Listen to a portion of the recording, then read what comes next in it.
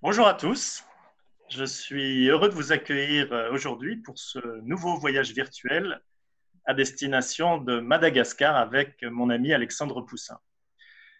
Vous êtes toujours nombreux à nous suivre depuis le lancement de ces voyages virtuels, plus de 120, même plus de 310 jeudi dernier.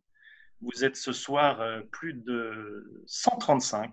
Voilà, merci de votre participation, merci de votre soutien qui nous est très très précieux en cette actualité évidemment très compliquée pour l'activité de voyage. Nous travaillons ensemble avec Alexandre depuis 2012 et nous avons monté de nombreuses marches dans le désert du Sinaï sur le thème Ostavi.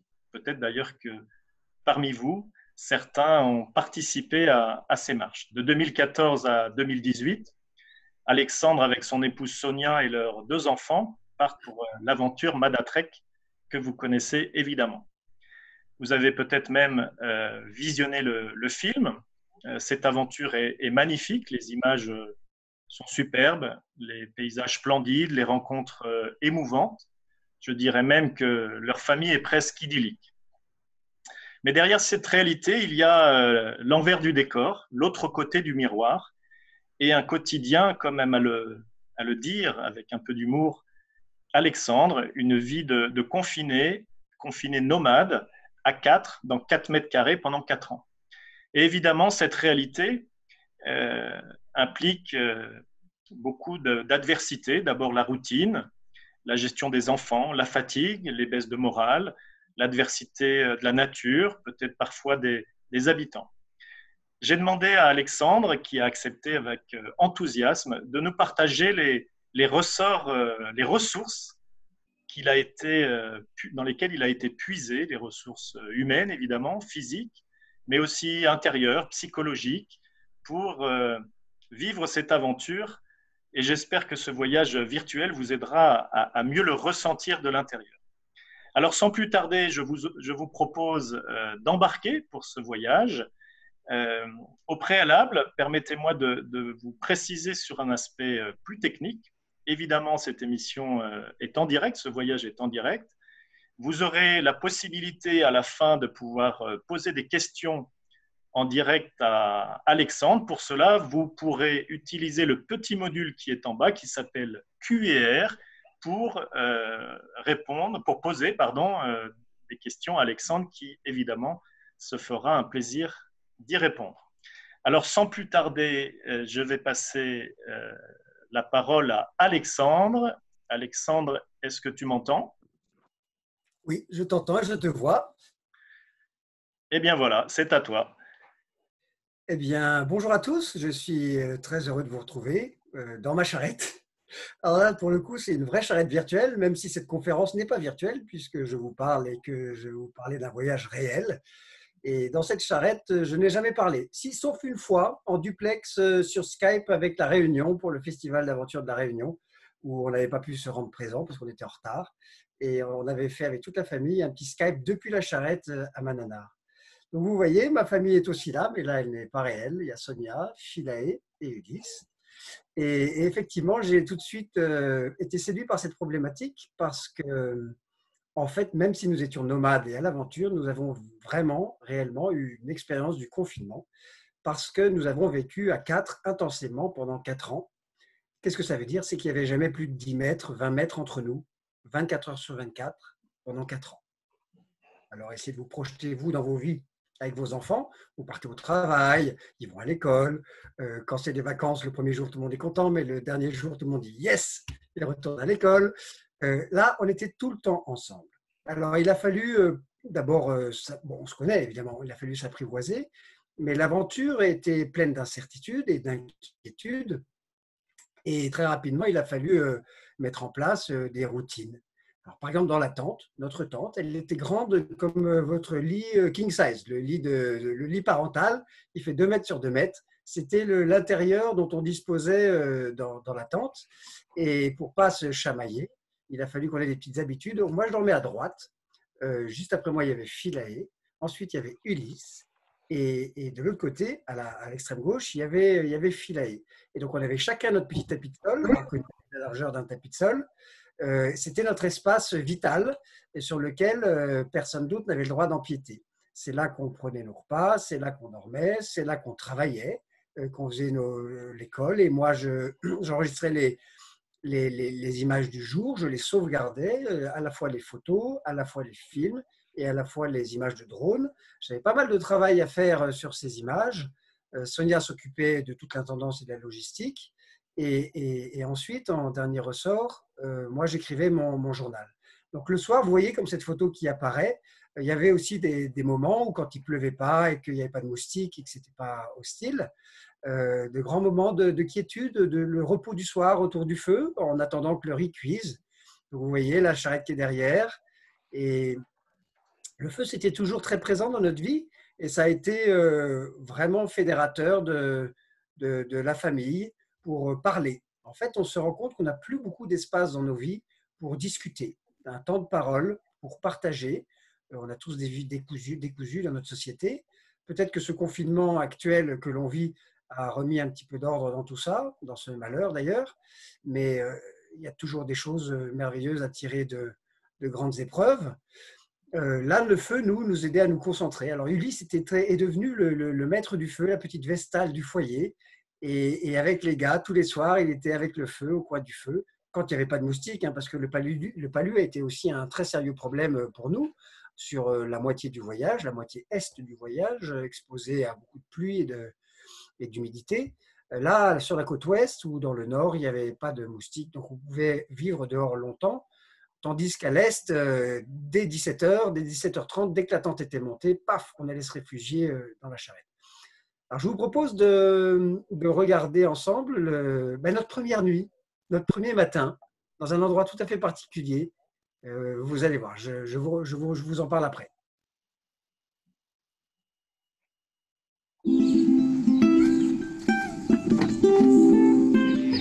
C'était notre première nuit, ça s'est bien passé. La première d'une longue série. Il faut reprendre le rythme, quoi. Redevenir nomade.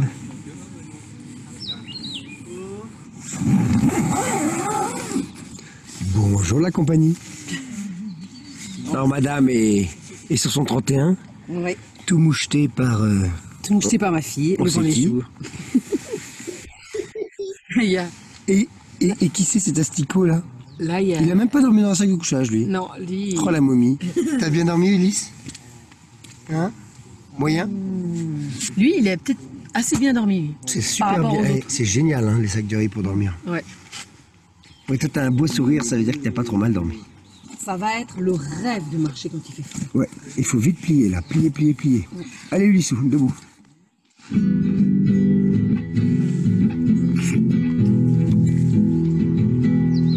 Cette première nuit a été bonne et paisible, et le réveil a un parfum d'aventure. Pour l'instant, tout est nouveau. Les gestes du matin ne sont pas encore des habitudes, et ils ont encore la légèreté de l'extraordinaire. Alors, vous voyez, là, on s'est levé après le jour. Eh bien, je peux vous assurer que ça ne s'est passé que le premier jour. Le reste du voyage, on a compris très vite qu'il fallait se lever bien avant l'aube pour mettre tout en place, pour pouvoir partir, dans le meilleur des cas, vers 6 heures du matin, justement, quand le soleil est levé, à la fraîche, parce que la température était un vrai problème. Donc, il a fallu avoir beaucoup de rigueur et beaucoup de routine. Comme un coucou suisse, l'aventure, ce n'est pas du tout un laisser-aller et quelque chose qui n'est pas cadré. Au contraire, le succès, enfin la garantie de succès est due justement à cette rigueur. Il fallait avancer et il fallait faire des kilomètres. Et donc, il fallait se lever de bonne heure. Et pour tout ranger, on mettait à peu près 1 heure et quart, 1 heure et demie pour tout plier le camp. Et il fallait qu'on ait petit déjeuner avant parce que c'est difficile de partir le ventre creux. Alors, il y avait aussi, pendant que le petit déjeuner est cuit, des temps de câlin, vous voyez, des grands moments de tendresse. En fait, pendant qu'on marche, il y avait des grands moments de silence aussi parce que parfois on est fatigué, un petit peu d'espace entre nous. Et puis aussi des moments intenses d'échange où Ulysse venait me parler. Moi, j'étais souvent derrière la charrette, c'était plutôt mon poste. Et Sonia était devant avec Philae et Mario. Mario était toujours devant. Mario, c'est notre chien et c'était un peu notre éclaireur. C'est un chien qu'on a rencontré en cours de chemin. En fait, c'est lui qui nous a rencontrés puisque c'est lui qui nous a adoptés et il nous a emboîté le pas. On n'a plus pu s'en défaire et c'est devenu notre chien. Il ne savait pas dans quelle galère il allait s'embarquer puisqu'il a fait avec nous 4500 km sur les 5000 km qu'on a fait et il a vécu d'extraordinaires aventures. Donc l'idée, c'est que la charrette était dangereuse pour les enfants, donc il ne fallait pas qu'ils en soient trop près. Il fallait qu'ils soient soit devant, soit derrière, parce que le grand péril, et qui était mon obsession, c'était les roues. Si jamais il passait sous la roue, c'était une jambe cassée. La charrette était très lourde, elle faisait 500 kilos. C'était une jambe cassée et beaucoup de problèmes, enfin dramatiques. Donc loin des zébus, parce que les zébus, ça a des cornes pointues qui peuvent être dangereux, et quand ils sont en train de travailler, ils peuvent être sanguins, même si très rapidement, ils ont été très apprivoisés, et chacun de nos enfants avait le leur, avait le sien, et l'aimait beaucoup. Malgré tout, c'est un animal imprévisible, donc il ne fallait pas que les enfants, pendant la journée, pendant qu'ils marchent, soient trop près de la charrette. Ils ont vécu, ces enfants, des histoires incroyables, traverser des déserts, ils ont vécu de privations, ils n'avaient pas d'écran, ils n'avaient pas de confort, ils n'avaient pas de... Là, c'est quand mon frère est venu nous rejoindre, comme quoi on a voulu partager aussi, on peut vivre cette aventure en groupe, on était 12 dans cette charrette, avec les sacs remplissaient la charrette jusqu'au toit, et on a vécu une histoire familiale extraordinaire. Donc, je reviens aux enfants et au péril, et à leur héroïsme parce qu'ils marchaient pieds nus. Voilà, ça, c'est un combat qu'on a arrêté de mener, leur faire mettre les chaussures. Ils voulaient être pieds nus et on leur disait, ben voilà, il faudra assumer si vous vous blessez. On vous soignera évidemment, mais vous devrez assumer, vous ne vous plaindrez pas si vous vous coupez, vous vous plantez un bâton, une écharpe dans le pied, parce que c'est inéluctable si vous voulez marcher pieds nus. Mais non, ils ont marché presque les 5000 km pieds nus. Et le soir, souvent, ils étaient tellement fatigués qu'on avait du mal à les nourrir. C'est ce que vous allez voir dans la prochaine vidéo, parce que le temps qu'on arrive, on essayait toujours de s'arrêter vers 17h, 17h30, quand le soleil se couche vers 17h30, 18h, mais rarement, il y a très peu de saisons, il n'y a pas de saison à Madagascar, mais il y a quand même une légère fluctuation, et il fallait arriver avant la nuit pour dresser le camp, et parfois on ne trouvait pas de lieu de camp, donc on était obligé de continuer de nuit, les enfants étaient crevés, et le temps que le riz cuise, ils s'étaient endormis, et donc ça a été un problème pour nous. On cherche un lieu de camp, un endroit plat. Ça fait 1 heure qu'on marche depuis la Gadoue. Là, il y a un beau baobab. Ah, il est libétude.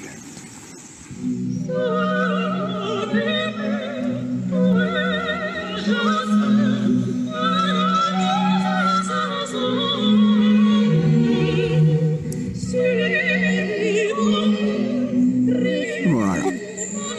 Il dort debout, le pauvre petit boy. Faut pas oublier d'avaler quand même, Ulysse. Hein. Tu vas pouvoir dormir. Oh, attends. Ok, vas-y, bah, dors. Allez. Je fais un effort surhumain, là. Hop. Bravo. Ouais, tu vois, on va y arriver comme ça.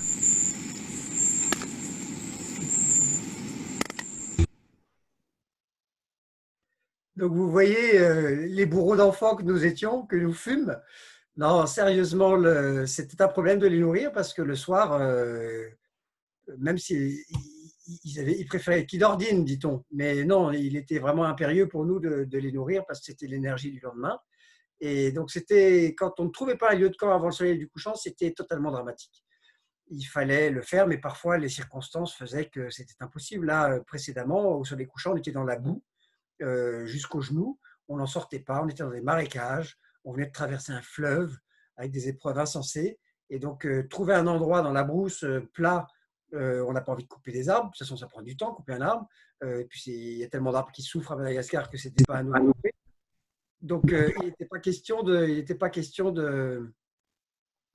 Enfin, on est obligé d'attendre de trouver un lieu de camp. Alors, il y a beaucoup de gens qui se posent la question, évidemment, de l'école. Comment vous avez fait? D'ailleurs, c'est la première question que les gens nous posent. C'est, et l'école, comment vous avez fait? Eh ben, c'était plutôt simple, puisque l'école académique, on avait les livres de classe de leur niveau, et on en faisait 1 heure par jour, qu'on volait au temps, souvent à la pause de midi, dans les périodes où c'était très chaud, ou le soir, sous la tente, pendant que je travaillais et que le riz cuisait. Mais l'essentiel de notre voyage, évidemment, c'était l'école de la vie. Toute la journée, c'était l'école buissonnière avec leçon de choses à la clé. On a vu un nombre incalculable de choses. Là, par exemple, on est en train de voir une tortue marine accoucher, parce qu'à chaque fois, on tournait des sujets documentaires, donc assez documentés, où il fallait faire du travail en amont pour apprendre tout ce que l'on allait raconter. Là, ce sont des tortues radiata qui sont dans l'extrême sud du pays. L'autre était dans l'extrême nord du pays. Et c'est un pays, vous savez, où il y a énormément d'endémicité et de reptiles, de caméléons. Alors, j'ai décidé de ne pas vous en montrer trop parce que vous les avez vus. Mais nos enfants étaient vraiment à l'école de la nature, vous voyez, pieds nus, je ne me trompe pas, malgré les épines et les cactus qu'il y a partout dans le Grand Sud, il fallait marcher pieds nus. Ce sont des fakirs, nos enfants. Ils ont vécu avec un bol de riz, un bol de soupe aux nouilles. Ils ont vécu sobrement et joyeusement avec leurs ébus. Vous avez vu les relations d'affinité qu'ils avaient. Ces animaux que tout le monde redoute, même à Madagascar, eh bien, étaient amadoués par ces 2 petits blondins et ça suscitait énormément d'admiration par les populations. Et vous allez voir aussi que leur problème à eux, à nos enfants, dans ce confinement, dans cette bulle que l'on était, eh ben, c'était l'interaction évidemment avec Madagascar et les voyages. Donc, c'est la prochaine vidéo que l'on va voir. On va vous montrer d'abord une petite école. Comment ça se passe à l'école? Le soir, c'est la fête au village. Pas facile d'enchaîner sur l'école après une journée pareille. Et vous essayez de travailler avec nous? Oui, on est en train de... Là, on s'attaque aux mathématiques. Ouais.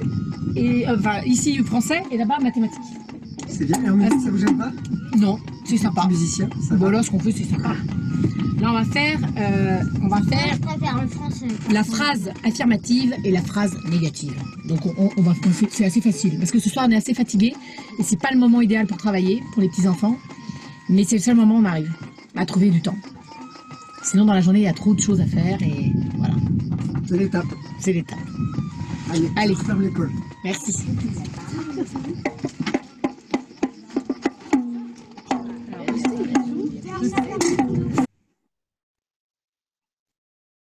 Alors, vous avez vu comme elle était belle, ma charrette. Ah, je l'ai faite avec amour et avec soin pendant 5 mois à Tana. Et c'est une charrette très moderne. Vous avez vu, il y avait un panneau solaire sur le toit, il y avait la lumière. Donc, quand on avait vidé tous les bagages, parce que la charrette est pleine de bagages pendant la journée, les enfants peuvent se réfugier s'il pleut ou s'il fait très chaud ou s'il y a trop de monde, une foule énorme. On verra ça dans la prochaine vidéo. Ils pouvaient s'y réfugier, mais ils ont fait 5000 km à pied. Ils n'ont jamais été dedans réellement, ils n'ont pour ainsi dire jamais été dedans. Mais le soir, quand elle était vide, ils pouvaient aller y faire l'école. Ils avaient chacun leur petit bureau, l'un à l'arrière, l'autre à l'avant. Donc, je reviens à ce que je disais tout à l'heure. Effectivement, pour les enfants, ça a été compliqué les interactions, surtout au début, parce qu'ils ne parlaient pas un mot de malgache. Ils étaient dans un monde très hostile où ils ne comprenaient pas. Dès qu'on s'arrêtait, c'était des attroupements, des foules immenses, comme vous voyez là à l'image, 1000, 2000 personnes qui les faisaient paniquer. D'ailleurs, ils disparaissaient dans la foule, leur tête disparaissait et on les perdait. C'était un peu la panique. Alors, on voit la Ulysse qui est obligé de monter en hauteur comme la marée qui monte et il est sur un rocher. Là, on est dans le grand sud du pays Mahafal. C'est un peuple farouche qui vole des zébus, qui a des lances, qui se bat contre les Entandjouy. Là, c'est dans un village sur la côte est où on traverse un fleuve. Alors évidemment, des Vasas, des Blancs qui arrivent avec cette idée saugrenue de faire flotter une charrette, ça attire les foules.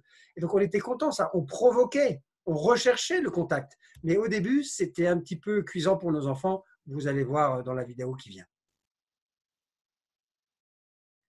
Il y a beaucoup de petits fans.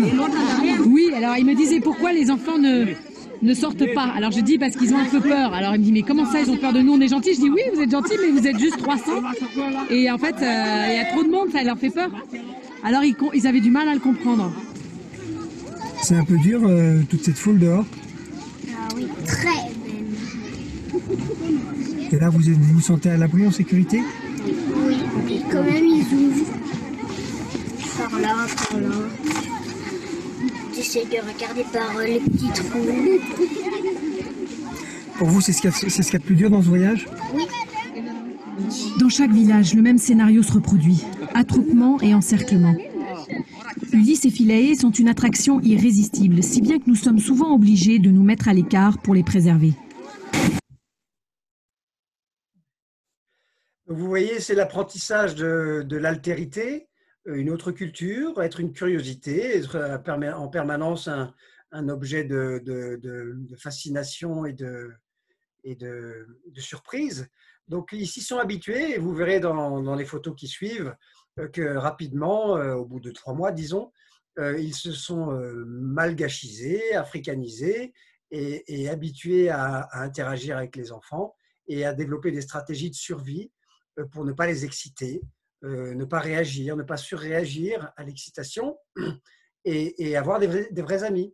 Donc on voit Philae avec une petite copine, on voit Ulysse jouer avec des petits garçons au cerceau.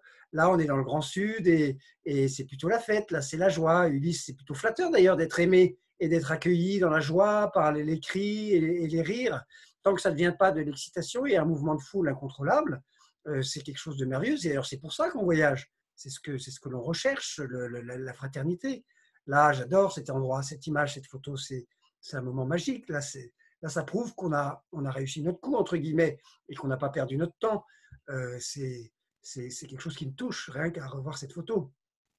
Celle-là aussi, elle me bouleverse. C'est des choses qui sont sincères, c'est des vraies relations. Et les Malgaches qui nous voyaient arriver, c'est la seule fois de leur vie qu'ils voyaient des Vasas, surtout des enfants Vasas. Parfois, ils voient des Vasas, des Occidentaux, mais qui sont pressés, qui sont en voiture, qui vont d'un hôtel à l'autre, qui sont en voiture, qui sont crevés, parce que la route est longue, parce que la piste est dure.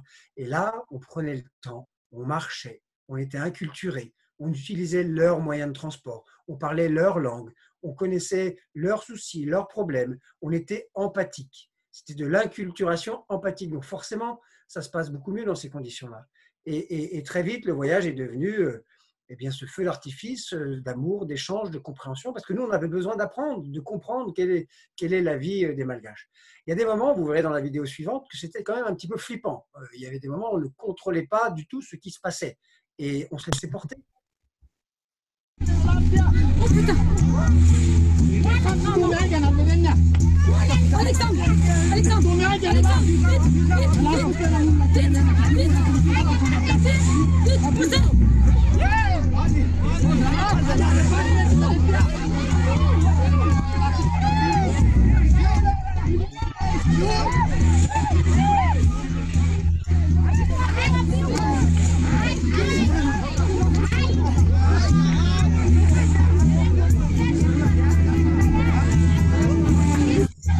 La piste s'est évaporée, transformée en rizière.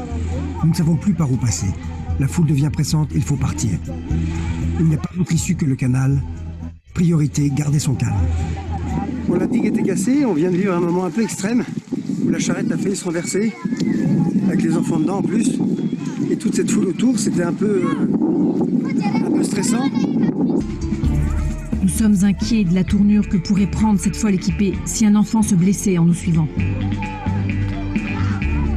Nous sommes bientôt emportés par le flot de la foule et perdons tout contrôle sur la suite des événements. On ne sait pas où on va.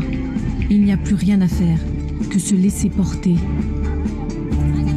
Sonia essaie de marcher un peu à l'écart avec Philae, qui a eu un accès de panique à cause de l'excitation et du harcèlement des curieux. Ulysse, lui, reste impassible sur la selle, où il se sent en sécurité.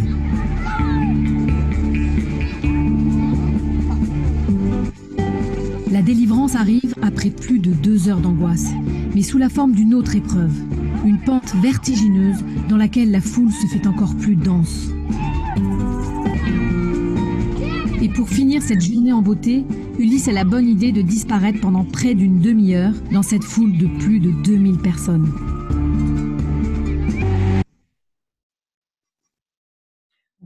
Oui, il y a des moments de stress évidemment intenses. Eh bien, à ce moment-là, il faut puiser dans des ressources spirituelles, il faut se confier au Seigneur, il faut prier. De toute façon, on est comme des oiseaux, des petits oiseaux du ciel, hein, on ne sait jamais de quoi demain est fait. Et quand on est pris dans des choses comme ça qui nous échappent, la seule chose qu'il faut faire, c'est garder son sang-froid parce qu'il faut avoir confiance. Voilà. La confiance, Fanumezan en malgache, c'est quelque chose non, Matuki, pardon, excusez-moi, je confonds. C'est Matuki en malgache. Ouh là là, il faut que je révise un peu mon malgache. Ça fait maintenant plus d'1 an que je ne l'ai plus pratiqué sur les pistes. Il faut que je le révise.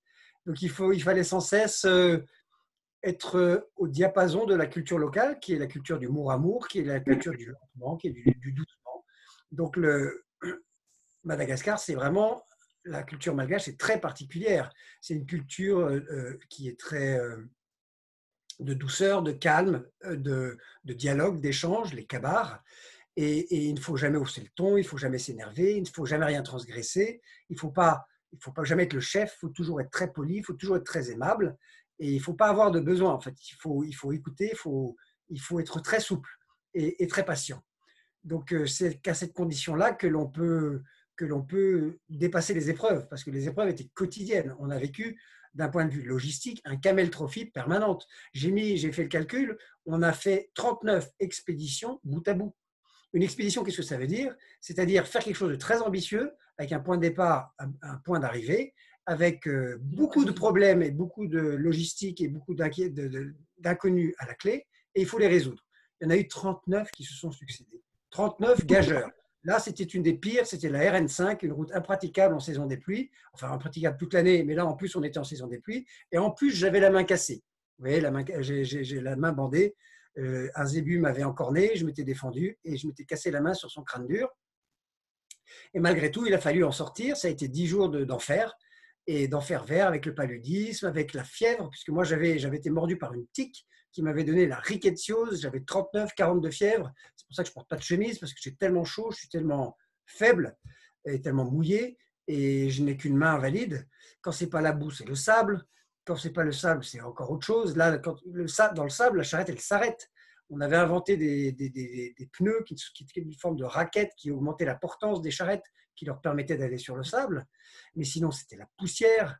Et les enfants ont vécu tout ça sans se plaindre, puisque ça faisait partie de leur quotidien, comme des petits enfants malgaches. Un petit enfant malgache qui ne remet pas en cause la poussière, il ne remet pas en cause le sable, il ne remet pas en cause la pluie, il ne se plaint pas. Il ne remet pas en cause le bol de riz qui est tous les soirs. Nous, notre nourriture, c'était simple, c'était vari sardine, riz sardine ou spaghetti corned beef. Le corned beef, vous savez ce que c'est? C'est une sorte de rillette de bœuf dans de la graisse. Et c'est très nourrissant. Enfin, c'était la seule chose qu'on pouvait porter et on pouvait nourrir. Mais à la clé, il y avait ce genre de paysage extraordinaire. Là, ici, on est dans des tsing que l'on va pouvoir découvrir. Découvrir les tsing en y arrivant à pied, c'est merveilleux. Là, évidemment, on est obligé d'inventer des solutions de franchissement de fleuves parce qu'il n'y a pas de bac, il n'y a pas de bateau, il n'y a pas de pont. Là, c'est des fleuves qui font 600 mètres de large, 800 pour le plus large. Donc, quand on ne se contente pas de le faire flotter, on a dû leur mettre une voile quand on n'avait pas assez de force de traction avec les pirogues. Donc, vous voyez, les enfants s'associaient à tout ça.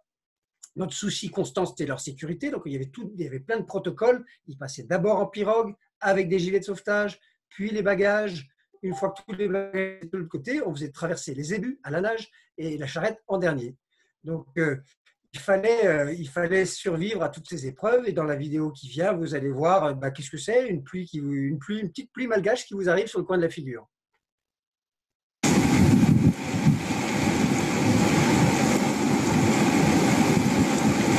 J'ai l'impression que c'est le radeau de la Méduse à l'intérieur. Sonia est en train d'empiler les trucs. Ouais. On peut rien faire. Quant à nos petits poussins, Ulysse et Philae, ils ont trouvé refuge dans la charrette. Ça fuit pas dans la charrette? Wouhou! T'en as de la chance!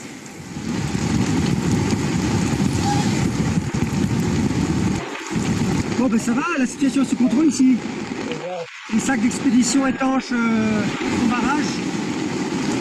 Et alors, juste avant la pluie, il y a eu, c'est pour ça qu'on est tout rouge, il y a eu un vent de poussière hyper violent et il y a plein de sable à l'intérieur, Alexandre. Tout est rentré, je sais pas par où, tout est couvert de ça, de poussière rouge. Et puis après... Oh merde, là-bas, elle est défaite. C'est pas ça. Ouais, vas-y.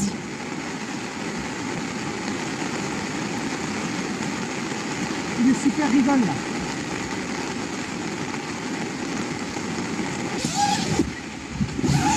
Ah, c'est bon, j'ai pas besoin de douche ce soir.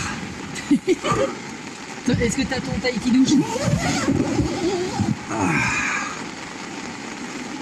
ouais. J'ai tout déjà enlevé, tous mes papiers et toute l'électronique que j'avais dans les poches. Ton téléphone et compagnie? Ouais, c'est fini. Ouf. Et c'est bien là, j'ai fait des belles rigoles. Il peut pleuvoir encore là. Mais ça donne soif, hein, travailler sous la pluie. Ouais. Les bonnes celles-là, parce qu'il y en a une là que je viens d'ouvrir, j'avais pas envie, il y avait tellement de petits trucs à Il y en l'intérieur. a plus jaune. Les jaunes, c'est pas grave ça.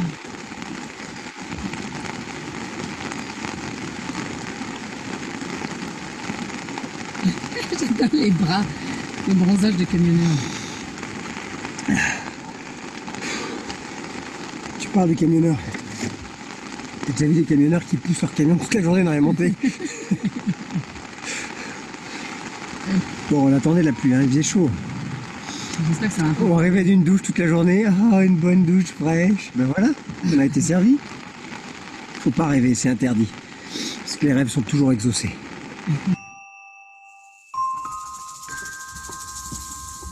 Le soleil s'est levé. Il faut se réveiller. On se réveille. On se réveille au son du pilon et du coq. C'est le jeune couple de la famille qui pile le manioc du matin, la farine de manioc. Ben voilà, la tente a tenu, hein.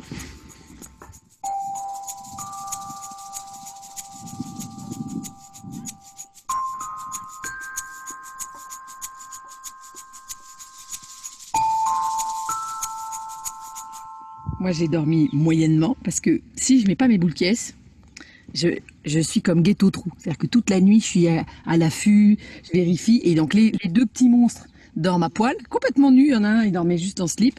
Donc, il a froid, évidemment, à 5 h du matin. Enfin, on se lève avant, mais disons à 3 h. Et donc, je les recours. Et puis pendant la nuit, ben, j'ai des raptes de... Il y en a qui me pique mon sac de couchage, l'autre qui pique mon coussin. Oh putain, on me piétine. Ah, c'est l'enfer. Il faut soyeur du sommeil. Il faut soyeur du soleil qui me choure tout, quoi. Puis il me demande, maman, j'ai froid, je peux prendre ton sac de couchage. Il tourne.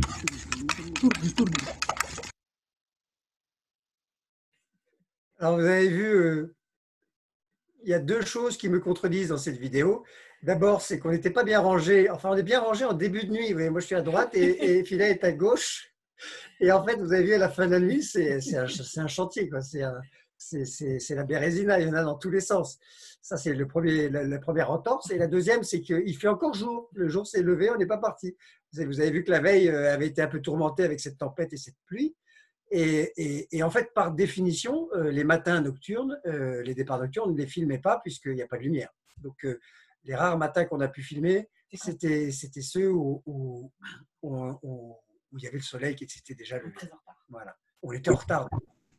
Je voudrais revenir à une photo précédente parce que je parlais encore, parce que celle d'avant, où je disais que dans notre famille, en fait, on était une équipe, malgré cette adversité, ces tempêtes, ces épreuves, etc. On était une équipe très soudée. En fait, on ne s'est jamais aussi peu disputé que pendant ces 4 ans. C'est beaucoup plus difficile depuis. C'est peut-être parce que nos enfants grandissent et qu'ils deviennent un peu pré-ados. Mais là, pendant Madagascar, il n'y avait pas de sujet. Il fallait juste pas déborder sur le tapis de sol de l'autre. Il fallait pas renverser son bol de nouilles sur le sac de couchage de l'autre. Ça pouvait créer des tensions. Mais chacun avait une tâche, chacun avait un devoir. Philae allait chercher les ébus. Ulysse nous aidait là en franchissant des ponts. C'était une épreuve extraordinaire dans la péninsule de Massoal où nous-mêmes, nous avons rebâti 40 ponts sur les 100 ponts qui traversent cette partie de jungle côtière. On a dû en reconstruire 40 parce qu'ils étaient détruits. Et donc, ça a été un travail de pontonnier qui était prévu parce qu'on nous avait mis en garde. Donc, on avait anticipé, on avait des planches, on avait des sangles, on avait tout ce qu'il fallait pour remonter ces ponts, mais ça prenait beaucoup de temps et beaucoup de fatigue pour les enfants, les ébus qui, à la pause, évidemment, pause café, pause thé, pouvaient se consoler avec leurs meilleurs amis parce que ceux qu'ils avaient toujours sous la main, c'était évidemment Mario et leurs ébus. Donc, ce que je voulais dire par là, c'est que notre famille était unie, soudée, parce qu'on vivait quelque chose de fort ensemble. Et c'était ce qu'on recherchait. Hein. C'était un des objectifs de ce voyage, c'était ne pas se faire priver de l'enfance de nos enfants. Parce que dans la société, la vie est ainsi faite que l'on travaille beaucoup et que les pères de famille ou les mères de famille rentrent tard le soir de leur travail et ne voient pas vraiment leurs enfants grandir. Ça, c'était quelque chose qu'on voulait, et ça n'arrive qu'une fois dans la vie, hein, des enfants, j'en aurais pas d'autres, ils sont là et on les a qu'une fois, ils grandissent qu'une fois. Et on voulait vraiment être co-acteurs de leur éducation, de leur ouverture sur le monde, de leur accession à un certain nombre de valeurs, l'échange, le partage, la sobriété, la contemplation de la beauté du monde, de la simplicité des choses. Quand on vit et qu'on voit la traversée de l'allée des Baobabs, qui est une des splendeurs du monde, comment voulez-vous ne pas avoir des souvenirs à vie imprimés en vous, quand en plus vous avez mis 6 mois à pied pour mériter ça et arriver là, quand vous découvrez le lagon d'Ancas sur la côte est, dans le lagon Saphir, près de Salaribé, à 200 km au nord de Tuléar, 6 heures de voiture à peu près, 6-8 heures de voiture, quand ce n'est pas une journée, par une piste défoncée. Découvrir ce lagon, c'est quelque chose d'extraordinaire. La diversité des milieux à Madagascar nous avait entraînés là-bas. On a choisi Madagascar pour sa diversité de peuples, sa diversité de biotopes, sa diversité d'endémismes avec des animaux incroyables, des jungles. Il y a une 50aine de réserves naturelles qu'il faut aller visiter. Si on ne va pas les voir, elles vont disparaître parce qu'en fait, la pression démographique, la pression sur les ressources est telle que si le tourisme, un tourisme raisonné, un tourisme raisonnable, mais un tourisme quand même de visiteurs qui viennent voir ces forêts, l'argent que cela apporte permet de les maintenir, ces forêts. Ça fait vivre du monde, ça fait vivre des gens, le tourisme. Sans visiter ces parcs, on ne peut pas blâmer les gens de devoir d'abord survivre. Hein. Un petit lémurien pour un malgache, c'est moins important que de nourrir sa famille. Et donc, souvent, les lémuriens sont tués pour nourrir une famille. Donc, en revanche, si quelqu'un vient, si régulièrement des touristes viennent voir les lémuriens et payent des entrées de tickets, que l'argent est redistribué, ça permet effectivement à ces parcs de venir et à cet endémisme encore unique au monde, eh bien, de survivre. Alors, malgré tout, et malgré cette image idyllique que je vous donne, et c'est la vidéo qui suit, il y avait quand même des moments de tension, c'était difficile parce qu'on faisait sacrifice de tout, c'était une épreuve permanente, notre histoire, où on s'empiétait les uns sur les autres, et vous allez voir, il y en a une qui est un peu comique. On dit que sur la côte Est, il y a 2 saisons, la saison des pluies et la saison pluvieuse. Les averses tropicales nous tombent dessus sans prévenir et compliquent notre progression. Elles gâchent aussi un peu la fête. Tu veux pas souffler un peu ? J'ai une meilleure idée. On a encore une boîte de cassoulet. Alors on est à Massinjanokel, on est arrivé au bout de ce cordon littoral qui est ouvert par une autre porte, une autre embouchure, Farabara en malgache, qui est ouverte sur la mer là. Et donc on prend des forces, on va déjeuner parce que de toute façon il fait pas très beau, il pleut. Et les deux se prennent toujours la tête là. Vous avez fini là, déjà cassé? Quoi? Et t'as fini de dire des gros mots toi? Mais attends, je voulais pas. Non! Bon, je vais devoir le refaire. Merci les tu vas le filles. refaire 15 fois là. Arrête. arrête. Merci. Tu vois, tout tenait en équilibre par ça. C'était fermé, ça tenait. Ça va se répandre à l'intérieur. On n'a pas de boîte. Tu viens de t'amuser bêtement et tu vas tout nous pourrir là. Voilà les relations mère-fille. Et quand tu fais quelque chose, il faut toujours que ce soit une connerie, quoi. Vous voyez, on est comme vous en fait. Hein, on n'est pas différents, on est une famille normale. On a fait quelque chose d'un peu extraordinaire, mais quelque chose que vous pouvez faire aussi, que vous pourriez faire aussi. Vous pouvez le faire moins longtemps, hein. Vous pouvez le faire pendant 1 mois, 2 mois, vous pouvez le faire pendant 1 semaine avec nous et notre charrette à Madagascar ou avec le prochain groupe Ictus qu'on emmènera quand on sera déconfiné à l'automne prochain. Donc, ce n'est pas du tout quelque chose qui est inhumain, puisqu'en fait, 28 millions de Malgaches le font tous les jours de leur vie. Et donc, s'inculturer et endosser la condition de quelqu'un, ce n'est pas un vain mot, c'est faisable. On est tous des êtres humains, on est tous capables de faire ce que font les êtres humains. C'est quelque chose qui s'apprend et qui se fait surtout au sacrifice de beaucoup de choses. Et ces sacrifices n'en sont plus quand ils sont assumés et qu'ils rendent heureux. Et à la clé, il y a des merveilles de paysages qu'on a pu voir, mais se priver de toutes ces choses que l'on croit essentielles dans nos vies, eh bien, nous a prouvé, nous, qu'elles n'étaient pas essentielles. L'essentiel, c'est la relation humaine, c'est d'apprendre, c'est de grandir, c'est d'être joyeux, c'est d'être heureux, c'est de contempler la beauté du monde, c'est d'être respectueux de la culture des autres, de la nature. Ça, c'est des choses qui rendent profondément heureux et qui sont, je dirais, consubstantielles à notre nature humaine. C'est ce qui est plus important. Le reste est accessoire. Il n'y avait rien d'accessoire dans notre histoire. L'accessoire était émondé. Alors, il y avait un peu l'accessoire technique, c'est-à-dire les caméras et tout ça. Il ne fallait pas que ça tombe en panne. C'est un peu le stress, parce que malgré tout, c'est notre métier. On avait un devoir de filmer, de travailler, d'écrire, de rendre. Mais il y avait beaucoup de joie. Vous voyez, là, pourquoi il y a de la joie sur cette photo? Parce qu'on roule enfin sans encombre. C'est la première fois depuis 6 mois qu'il n'y a pas d'obstacle. D'ailleurs, un green comme ça, impeccable, sans obstacle, ça ne s'est produit qu'une seule fois, ça a duré 2 heures. C'est un endroit très particulier de la côte Est. Et donc là, forcément, on exulte. C'est la joie absolue. Donc, cette sobriété heureuse et volontaire, on en est pétri maintenant. Et avec ce confinement qui nous arrive aujourd'hui, on a énormément de privations de liberté, on a beaucoup de privations de mouvement, on a beaucoup de privations de tout ce que l'on aimait faire et qu'on faisait. Mais mon Dieu, qu'on a quand même de la chance. On a encore de l'électricité, on a encore de l'eau courante, on a encore des fenêtres avec un jardin pour certains, on a encore de la nourriture à foison. Il ne faut pas en abuser d'ailleurs. On a tout. On n'avait pas tout ça à Madagascar. On a des films, on a la télévision. Alors, on avait un petit ordinateur dans lequel on pouvait regarder un petit film, 1 demi-heure, un demi-film ou un tiers de film tous les soirs. Ça, c'était la récréation des enfants, une fois que j'avais travaillé et que l'ordinateur était libéré. L'ordinateur, je vous le rappelle, on le rechargeait avec les panneaux solaires qui étaient sur le toit. Donc, cette sobriété heureuse, je vais vous en donner un exemple. Là, par la vidéo qui suit, vous allez voir, vous allez le comprendre. Bon, là, c'est la pause déjeuner et c'est la petite sieste qui suit le repas à l'ombre d'un immense manguier avec une femme merveilleuse qui me gave de mangue.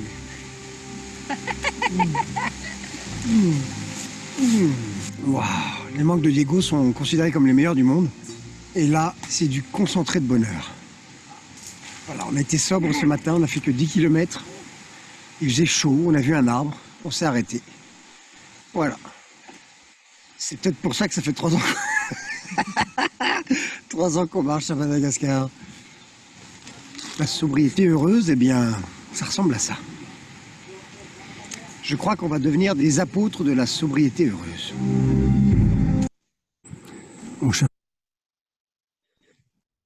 Donc, oui, qu'on ne s'y méprenne pas, c'était pas du vagabondage tout ça. Hein. On travaillait énormément, on souffrait énormément, on filmait énormément. Comme vous le savez peut-être, certains d'entre vous les ont peut-être vus, on a filmé 16 documentaires de 52 minutes. Et dans un documentaire, c'est pas ce que je vous montre là. Hein. Là, la thématique de notre histoire, c'était vraiment notre famille, nous. Là, je ne vous ai pas parlé des Malgaches, je ne vous ai pas parlé de tous ces documentaires, cette centaine de documentaires à peu près qu'on a fait, des petits sujets, sur tout autour du pays. Donc, on travaillait énormément, mais il y avait des temps de pause, voilà, à la faveur d'un manguier. Donc, vous voyez, on pourrait en parler longtemps. Je suis en train d'écrire le livre là moi-même, donc je suis toujours plein d'histoires de Madagascar. Et on a vécu très, très heureux. C'est ça que je voulais conclure avec vous. On a vécu très heureux cette expérience en famille, malgré les souffrances et les privations et les sacrifices de beaucoup de choses, d'intimité. On ne pouvait pas se laver, la nourriture était très fruste, on a eu des maladies, des périls, des dangers. Mais on est revenu très soudés et plus fort, je crois, de cette épreuve. Et j'espère que la France entière et le monde entier ressortira plus fort de cette épreuve de confinement que l'on vit tous, que ça nous fait réfléchir et bien sûr sur le mode qu'on veut de société et comment on veut que la Terre tourne, parce que là, à cause de nous, elle ne tourne plus rond. À nous donc, chacun dans nos choix, parce que tout est affaire de choix personnels qui deviennent des choix collectifs, et bien d'essayer de la remettre à tourner dans le bon sens et pas à l'envers. Donc je suis à vous maintenant pour des questions et Sonia m'a rejoint, elle est là. C'est la surprise. Bah, je suis là depuis tout à Rapproche-toi l'heure. un peu, ma chérie. J'écoute. Et je rigole. J'espère que vous n'avez pas été choqués par tous les gros mots que j'ai. C'est fou. Alors à toi la main, Thierry. Oui, merci Alexandre et Sonia. Passionnant de plonger dans l'autre côté du miroir, un peu dans votre intimité de ce que vous avez vécu. Alors je vous propose, vous qui avez suivi ce voyage virtuel, de poser vos questions. Voilà, vous avez, comme je vous l'ai dit au début, vous avez un petit module en bas qui s'appelle Q&R et vous pouvez directement, voilà, je vois que les questions commencent à arriver, je vais lire la première. Alexandre, quelle a été votre plus grande peur? Oh là là, il y en a eu beaucoup.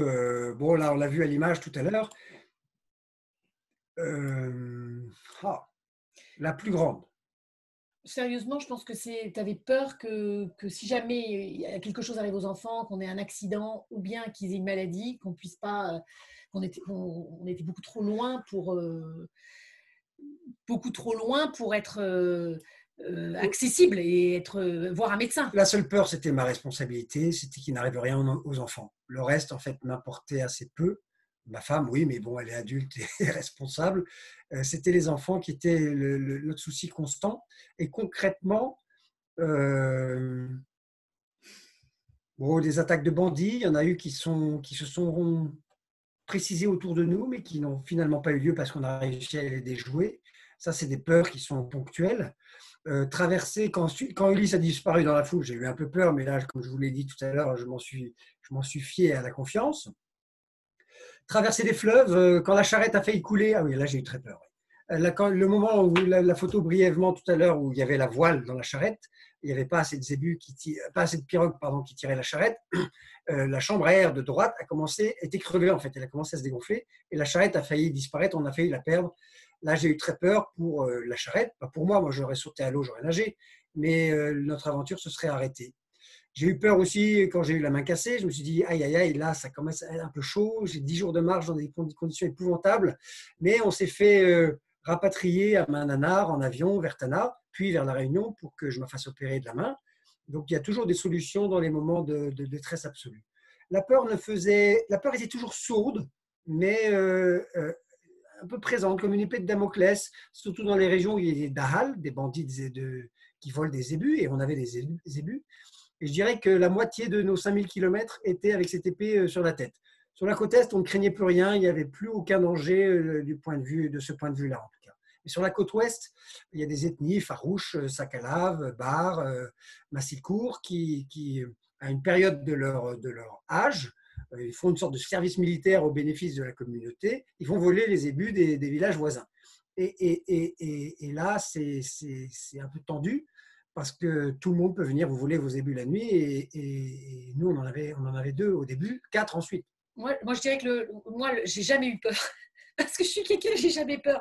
Mais parce que c'est lui qui gère. Hein. C'est lui qui a peur pour le 2.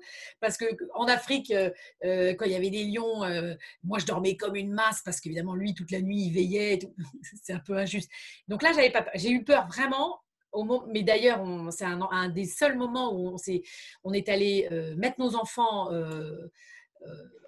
dans un endroit protégé. On est allé chez une famille Fidesco qui avait 5 enfants, qui a accueilli nos enfants pendant 2 semaines, où on a dû faire l'aller-retour, enfin, traverser une zone ultra dangereuse où il y avait vraiment des bandits. Une zone rouge qu'on appelle une zone rouge. Il y avait des bandits, il y avait un couvre-feu tous les soirs. Donc à 7 heures, on ne pouvait plus bouger et il fallait dormir tous les soirs. On dormait dans le commissariat de police, dans la gendarmerie.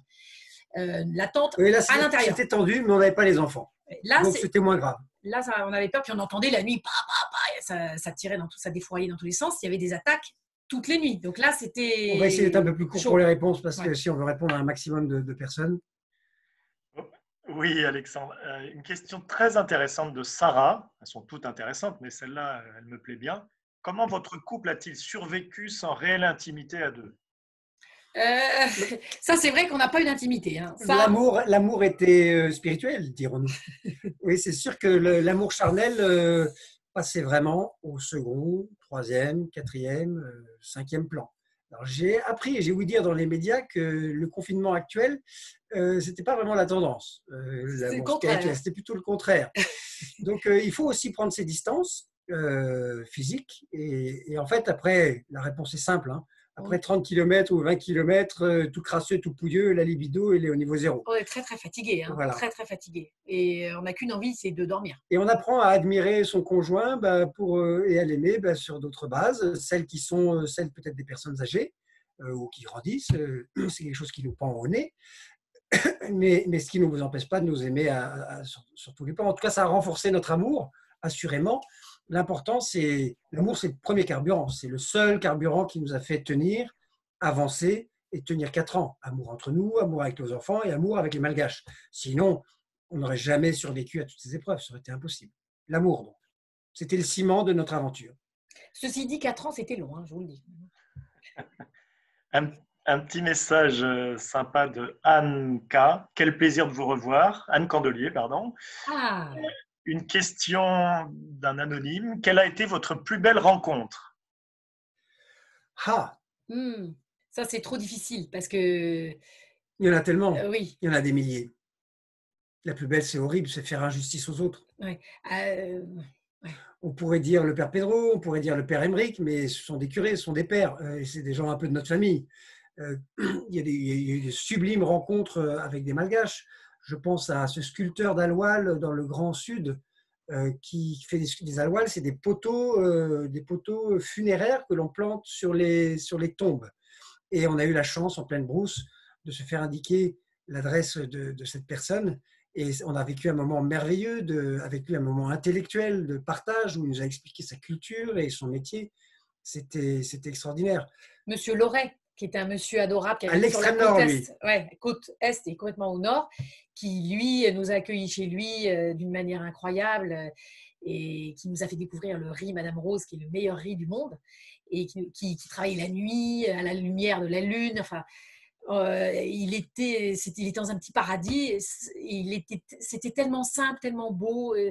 Sa femme était si belle, ses enfants étaient si mignons, et il était tout seul là, et il tenait son petit bout de terre. Il avait 4 hectares, il survivait avec ça, il se débrouillait, il tirait 6 tonnes de riz par an, il en vendait 3, et le reste, il le mangeait ou il le donnait, parce que du coup, ça lui permettait d'être très généreux. C'est hyper sympa. Donc, la culture malgache, c'est une culture un peu au jour le jour, hein, les gens vivent au jour le jour.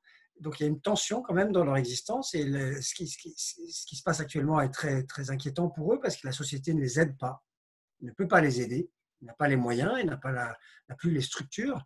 Donc, ils sont obligés de faire ce qu'on a fait, c'est-à-dire de ne compter que sur leurs ressources propres intérieures. Ce sont des gens qui sont très spirituels, très croyants, ils croient vraiment en Dieu, ils croient vraiment dans leurs ancêtres, leur culte, le culte des ancêtres, c'est un petit peu la communion des saints. Ils sont très reliés, alors ça a des avantages, et puis ça a des désavantages, parce qu'ils sont un petit peu aussi paranoïaques et phobiques de leurs ancêtres, et ce qui ne les conduit pas vraiment à aller de l'avant, à prendre des initiatives, à innover, etc., parce qu'ils ont toujours peur de contrarier leurs ancêtres, ou de faire différemment. C'est une culture qui est extraordinairement équilibrée et conservatrice. parce qu'il ne faut pas changer les choses. Mais quant à M. Loret, à l'autre bout du pays, ça donne lieu à énormément d'hospitalité et de générosité. Les gens du Nord étaient très, très joyeux. Ils rigolaient tout le temps. C'est vrai que c'était sympa. Quand il y a la sécurité, il y a moins de tension. Et ouais. Pardon, je vous coupe. Il y a beaucoup de questions. Je vous en donne plusieurs en vrac. Pourquoi 4 ans? Le retour à Paris a-t-il été difficile? Qui est la personne qui vous accompagne sur les images que l'on a vues? Comment avez-vous fait pour l'eau? Alors, 4 ans, vous avez vu, c'est parce qu'on était lent et qu'il y avait plein d'épreuves. Ce n'était pas prévu, ça devait durer 18 mois, ça a duré 4 ans. Peu importe, pourvu que le flacon procure l'ivresse et notre histoire était passionnante, on ne s'est jamais ennuyé, malgré les difficultés. Donc, 4 ans, ça s'est présenté comme ça. On voulait faire le tour. Il fallait s'arrêter en chemin, ça aurait été une trahison à notre projet et à tous les gens qui nous soutenaient, en fait. Le retour à Paris était dur. Il a fallu se remettre dans la course, se projeter dans le futur, toujours dans les rendez-vous. Il était dur et délicieux. Pardon. Moi, je vais vous dire que moi, j'ai trouvé ça mais particulièrement divin, quoi.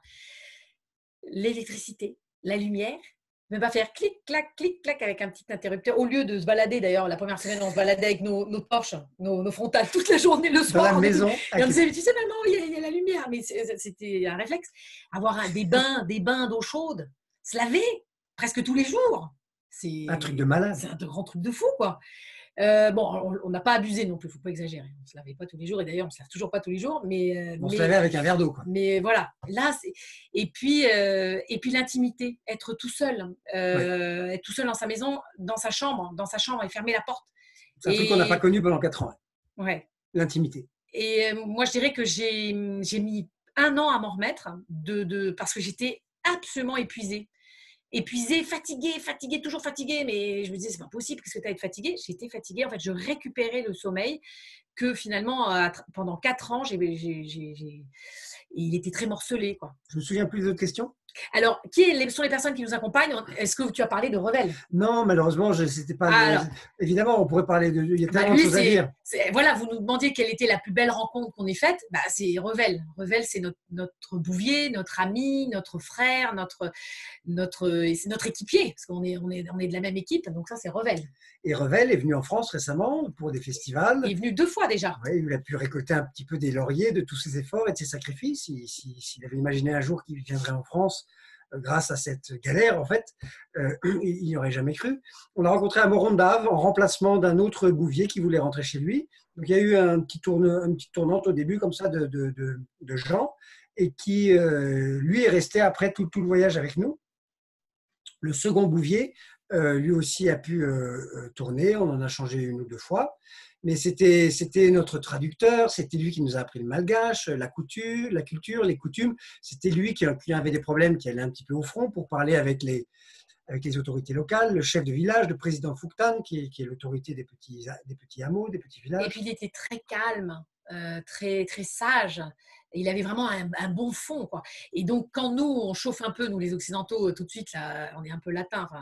Donc, on peut s'énerver parfois. Lui, il restait imperturbable. Et ça, c'était un immense atout pour nous. Sans lui et sans eux, on n'aurait jamais pu faire le tour de ce pays. D'ailleurs, sans les Malgaches qui nous ont porté secours, vous avez vu, il y a toujours des gens qui viennent à nous poussent la charrette, nous aident à traverser les fleuves. Sans l'enthousiasme qu'on avait généré et l'aide qu'on avait suscitée, on n'aurait jamais pu. C'est-à-dire, tout le monde nous disait avant ce voyage que c'était impossible, qu'il était impossible. D'abord parce qu'il n'y avait pas de piste, il n'y avait pas de route, et ça on l'a bien vu, il a fallu la faire, la route, inventer des pistes, traverser les fleuves, des montagnes, etc. Mais sans l'aide de tout le monde, ce n'est pas notre histoire, c'est l'histoire de notre équipe avec les Malgaches, c'est l'histoire de tout un pays en fait qui s'est enthousiasmé pour Madatrek, et les Malgaches nous ont suivis de bout en bout via les réseaux sociaux, parce que paradoxalement, avec notre charrette, notre panneau solaire, on avait une clé 3G et on alimentait beaucoup Facebook. Et les Malgaches nous ont rejoints bien avant le public français, qui n'est d'ailleurs toujours pas tellement au courant de notre histoire. Alors, beaucoup de questions aussi concernant vos enfants. Alors, je les lis un peu en vrac. Une question de Blanchard. Comment les enfants ont vécu leur retour à une vie normale? Question d'Élise. Comment s'est passé le retour pour les enfants? De Henry Voir. Vos enfants n'ont pas eu de soucis pour remettre des chaussures. Vos enfants ont-ils changé à l'issue de ce voyage? Ah oui, ça a été dur là, les chaussures, parce que 4 ans sans chaussures, surtout Philet. Ulysse aussi, mais Ulysse est plus obéissant. Enfin, pour les chaussures, il n'obéissait pas du tout. Mais ils n'ont pas mis de chaussures pendant 4 ans. Ils ont attrapé des puces sous les ongles qui venaient pondre. Les paras. Des paras africains. Donc, c'est des espèces de puces qui piquent sous l'ongle ou dans les petites infractuosités, dans les petites crevasses. Et après, il faut aller les enlever avec une petite aiguille et tout. C'est sympa. Des petits œufs. On avait des petits œufs. Alors, ils se sont réadaptés très vite puisqu'ils ont appris justement à être adaptables et à s'adapter à toutes les situations. Et ils ont repris d'ailleurs pas mal de mauvais réflexes. On a les mêmes problèmes que vous avec le téléphone, avec le Wi-Fi, Oui. avec… Alors, les 2 enfants, en fait, sont très, très adaptables. En fait, là, je discutais avec eux tout à l'heure et Ulysse me disait, tu sais, maman, moi, ça ne me dérange pas du tout le confinement. Finalement, moi, ça me va. J'ai dit, ah bon, mais tes copains te manquent pas? Il me dit, si, ils me manquent, mais bon, Amada, ouais. voilà. Et il me dit, tu sais, j'ai parlé avec Philou et Philou m'a dit la même chose. Elle non plus, ça ne la dérange pas tant que ça. En fait, on a reconstitué l'équipe Madatrek en confinement. Il nous manque Revel. C'est sûr. Ouais. Mais Mario est là. Mais on a Mario, ouais. Et il nous manque nos beaux ébus, parce que vous avez vu qu'il s'est lié, qu'on a eu des liens. Nos ébus n'étaient pas que des ébus, hein, c'était nos Alors, on amis. On en a un petit bout. Ah oui. Regardez, qu'est-ce que c'est que ça? C'est un bout de… C'est une corne de zébu. Je ne vous l'ai pas dit tout à l'heure pour la sécurité. Et ouais, on a été obligé de scier, de couper le bout des cornes parce qu'on ne voulait pas se faire empaler. Ça arrive quand même assez souvent, donc voilà, on ne voulait pas prendre ce risque. Et en plus, en 4 ans, nos zébus ont des cornes qui ont énormément poussé et on a été obligé de les… Systématiquement, on sciait les cornes parce qu'on ne voulait pas prendre le risque de se faire éborgner, empaler. On pouvait déjà se faire botter. Ils ne souffrent pas du tout, hein, c'est comme des cheveux pour eux. Voilà, mais les Malgaches étaient fascinés parce qu'ils ne le font pas du tout. Alors, il y a une question d'un anonyme. La sobriété heureuse était motivée également par des projets de cœur qui ont du sens. Important de le préciser, non? Oui, alors là, ce n'était pas l'objectif de conférence. En effet, au fil de notre marche, on a vu tellement de détresse et tellement de besoins. Notre objectif, nous, c'était de filmer des missions, des ONG, des entreprises qui essaient de régler des problèmes dans ce pays qui en compte pléthore. Donc, l'idée, c'était de les filmer et on pensait que c'était assez. Mais très rapidement, on s'est rendu compte qu'ils avaient besoin d'argent pour financer leurs projets. Et donc, on a fait des collectes de financement participatif et je suis sûr et convaincu que certains parmi vous ont contribué et je les en remercie. On a commencé par 2 000 €, puis 2 000, puis 2 000, puis 2 000 pour des petits projets locaux d'une personne qu'on connaissait, qu'on avait rencontrée et on avait vu et on avait totalement foi dans la réalisation de ce projet. Ce n'était pas des grands trucs abracadabra. Et donc, là, notamment, vous savez, cet esprit-là, on l'a toujours puisque en ce moment… Là, on est en train de lever 40 000 € pour fabriquer. En fait, ce n'est pas 100 000 masques, c'est 200 000 masques parce qu'on a réduit de moitié le coût de production des masques. Donc, ça double. Donc, on va continuer cette collecte puisqu'on va la doubler. Elle reprend à zéro à partir de demain, je crois, du dimanche de Pâques, parce qu'on a reçu une grosse donation d'EDF et qui nous permettent maintenant d'être très ambitieux et d'aller jusqu'à 500 000 masques. Parce que vous savez que le confinement est totalement illusoire pour des gens qui vivent au jour le jour et qui n'ont pas d'économie, n'ont pas de compte en banque. Ils sont obligés de travailler tous les jours, sinon ils meurent. Ils vivent dans une promiscuité totale. Quand ils prennent un taxi rouge, ils sont à 30 dedans, alors qu'il n'y a que 18 places. Donc, le confinement et les distanciations sociales sont totalement illusoires à Madagascar. La seule chose qui reste, c'est le masque. Alors, pour 5% des Malgaches qui vivent comme vous et moi, ils sont confinés, ceux-là, il n'y a pas de problème dans leur maison, leurs appartements, etc. Mais pour 95% des autres, il ne reste que le masque. Alors, ceux qui sont en brousse, ils ne risquent pas trop parce qu'il n'y a pas beaucoup de rencontres, mais il faut qu'ils soient au courant. Il faut vraiment faire un gros travail d'information. Mais dans les villes, il doit y avoir des masques. Ce qu'on aurait dû, nous, avoir d'ailleurs depuis le premier jour, mais je ne veux pas lancer de polémique. Ouais. Alors, peut-être les 2 dernières questions. Il y en a une qui revient souvent, c'est pourquoi Madagascar et pourquoi 4 ans? Alors pourquoi 4 ans? J'ai déjà répondu. Pourquoi Mada? Eh bien parce que c'était la francophonie, c'était 19 ethnies et toute cette diversité endémique qui nous fascinait et toutes ces problématiques qu'on voulait filmer, documenter, parce que c'est notre métier, je vous le rappelle, on est documentariste. Donc il y avait une unité de lieu, une unité de temps. Pour cette fois-ci encore, on ne voulait pas faire un grand voyage transversal comme Africa Trek ou un tour du monde où finalement on papillonne, même si on va au fond parce qu'on marche et qu'on est lent. On voulait là se concentrer dans une culture, un peuple et ces problématiques sociales qui font du sous-développement ou du non-développement ou de la pauvreté, enfin on appelle ça comme on veut, mais les faits restent les mêmes, un fléau pour des millions de gens. Donc, quels sont les ressorts qui conduisent à cette pauvreté? On voulait les étudier en prenant le temps. Et ça, grâce aux ébus, grâce à la charrette, on a été en profondeur, dans la lenteur. Donc, ce qui m'intéresse, moi, ce n'est pas la vitesse, c'est la lenteur. Et là, on était servi, on faisait du 2,3 Un km/h. petit peu trop, je dirais quand même. On aurait bien mis un petit coup de booster de temps en temps quand même. Donc, c'était la moitié de la vitesse d'un marcheur, en moyenne. Dernière question de Domitil Legendre qui vous demande, merci d'abord pour tous ces partages, et quelle serait votre prochaine grande étape? Alors, la prochaine grande étape, elle est claire pour moi en tout cas, c'est Ah oui, finir le livre. il va J'ai taper. écrit 5 chapitres. Ah non, pas 5, 4. Mais le chapitre 3 n'est pas écrit, c'est pour ça que c'est trompeur. Donc, je viens de finir le chapitre 2. Ce matin, je me lève à 5 heures, comme à Madagascar. Alors, je me lève souvent à 4h30. Je me lève à 5 heures, j'écris jusqu'à 9 heures. Et là, je vais réveiller la maisonnée dans le confinement parce que là, ils sont plutôt tardifs, les enfants. Ouais, Et j'ai fini le chapitre 2 aujourd'hui, je suis très heureux. Mais ils ont été compliqués à écrire ces premiers chapitres parce que je suis obligé de raconter les 5 mois qui ont précédé Atana, où on a fabriqué la charrette, acheté les ébus, dressé les ébus. Et on s'est mis un peu au diapason du pays, dont on s'est rendu compte qu'il serait très compliqué à traverser, puisque tout le monde disait que c'était impossible. Donc, je fais plein de flashbacks dans l'écriture. Et c'est une gageure. Il y aura plusieurs tomes, rassurez-vous, comme Madatrek, comme Africa Trek. Et là, je pense arriver jusqu'à Tuléar dans le tome 1. Donc, il me reste encore beaucoup de travail, beaucoup de kilomètres, beaucoup de pain sur la planche. Donc, on n'a pas d'autre objectif, hormis les voyages que l'on va faire avec Ictus et avec un autre voyagiste, avec notre charrette. Si le monde se rouvre, sinon, ce n'est pas grave, je continuerai à écrire. Et on organisera d'autres conférences, comme ça, je suis sûr, il y aura tellement de choses à raconter. On vous remercie infiniment, en tout cas. Si vous voulez avoir la totalité de ces films, eh bien, ils sont disponibles en DVD sur le site de Nature et Découverte. En un clic, vous pouvez avoir 19 heures de film, la totale. Et sinon, on est toujours là sur Internet, sur Facebook, madatrek.com. Contact, vous pouvez nous parler et continuer à nous poser des questions. On y répondra en prenant plus le temps. Merci beaucoup de votre présence. On est très touchés que vous soyez mobilisés pour cette première, parce que je n'avais jamais fait de webconférence, de webinaire de ma vie, comme quoi la technologie fait avancer les choses aussi. Un grand merci Alexandre et Sonia. Je vous embrasse et du fond du cœur, merci de nous avoir fait partager un peu plus votre intimité, l'envers du décor. J'espère que ce voyage virtuel vous a passionné. Si vous avez envie d'aller un peu plus loin, les frontières finiront par se réouvrir évidemment, eh bien, je vous propose de nous rejoindre avec Alexandre pour un vrai voyage réel cette fois à Madagascar pour aller marcher dans la forêt du Marojejy du 9 au 20 octobre 2020. Voilà, nous avons également de nombreux autres voyages virtuels. Mardi prochain, ce sera un voyage autour des guerres de Vendée avec l'historien Reynal Secher.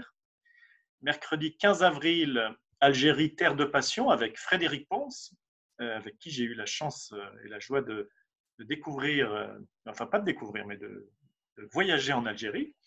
Mercredi 15 avril, itinéraire de la résurrection en Terre Sainte avec François Mollier, qui est un guide accompagnateur depuis presque 20 ans d'Ictus Voyage, bibliste, éminemment spirituel, itinéraire passionnant. Jeudi 16 avril, toujours avec François Mollier, un parcours franciscain en Ombrie, voyage réel qu'il accompagne depuis de nombreuses années pour Ictus Voyage.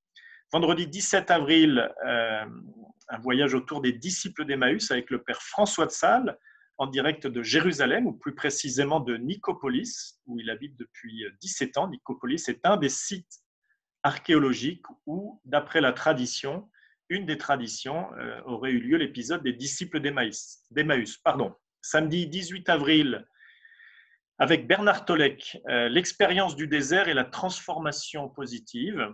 Il s'avère que fin janvier, nous sommes partis, Bernard et moi-même, marcher dans le désert du Wadi Rum, explorer d'autres projets. Nous étions loin de nous imaginer que providentiellement, enfin que 2 mois après, nous pourrions providentiellement puiser dans cette expérience du désert une transformation positive de nos confinements. Voilà, mercredi 21 avril, un voyage en Grèce autour des racines de l'Europe, racines philosophiques, racines chrétiennes. Mercredi 22 avril, un voyage en Iran autour des beautés iraniennes et particulièrement de Persépolis, avec Frédéric Pons. Voilà, je vous remercie de nous avoir suivis pour ce voyage virtuel. Je vous dis à bientôt et je vous souhaite une joyeuse Pâques. Au revoir.